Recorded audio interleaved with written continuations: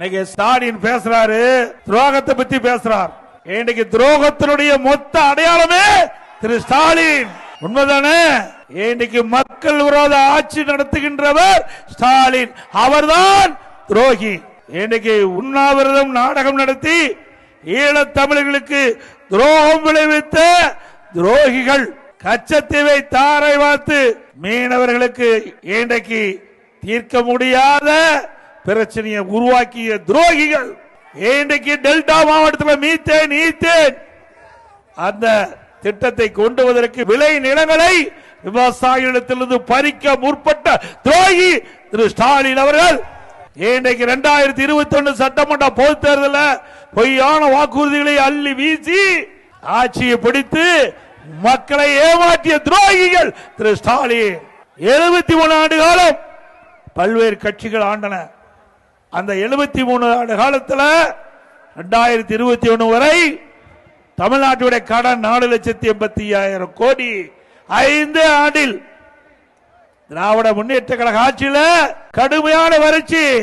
மக்களை காப்பாற்றினோம். மக்களுக்கு தேவையான குடிநீர் கிடைக்க கூட கடினமான சூழலிலும் தடையில்லாம குடிநீரை வழங்கினோம். புயல், அந்த புயலை எதிர்கொண்டு மக்களுக்கு தேவையான நிவாரணங்களை உரிய நேரத்திலே கொடுத்தோம். கொரோனா கடுமையான பிரச்சனை.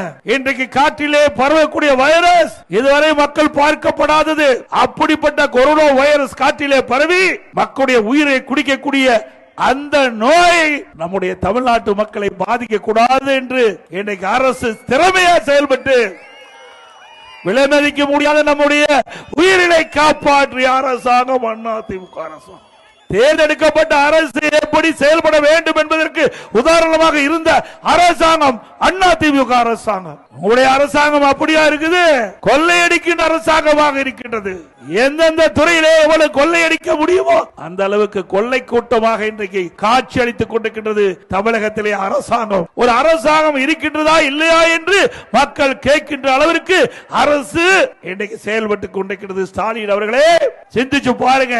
அதிமுக ஆட்சி 2011 2021 வரைக்கும், திராவிட முன்னேற்ற கழக ஆட்சி 21 26 வரை ரெண்டு ஒப்பிட்டு பாருங்க. அதிமுக ஆட்சியில கொரோனா காலம் ஒரு ஆண்டு யாருமே வெளியே வர முடியல. அந்த காலகட்டத்தில் கூட விலைவாசி உயரல, விலைய கட்டுப்பாட்டில் வச்சிருந்தோம். மக்கள் பாதிக்கல. மக்களுக்கு தேவையான உணவுகள் தினந்தோறும் கொடுத்த ஏழைகளுக்கு.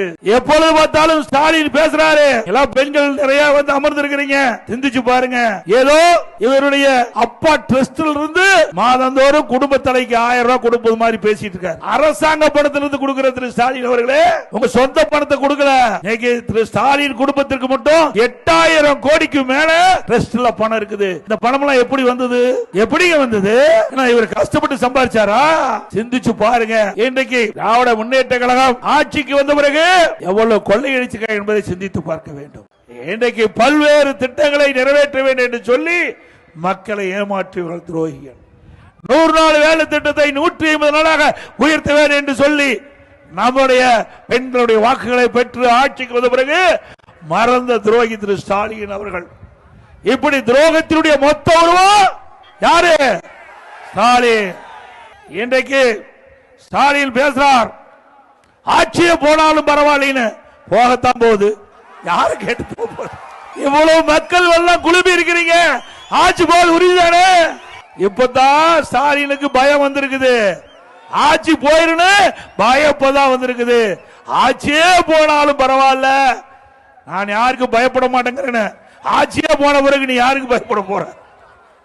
ஆக ஸ்டாலினே உண்மையை ஒத்துக்கொண்டார்.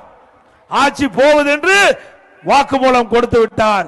வருகின்ற சட்டமன்ற பொதுத் தேர்தலிலே மக்கள் அதைத்தான் உங்களுக்கு வழங்குவார் என்பதை நீங்களே முடிவு செஞ்சுக்கிட்டீங்க.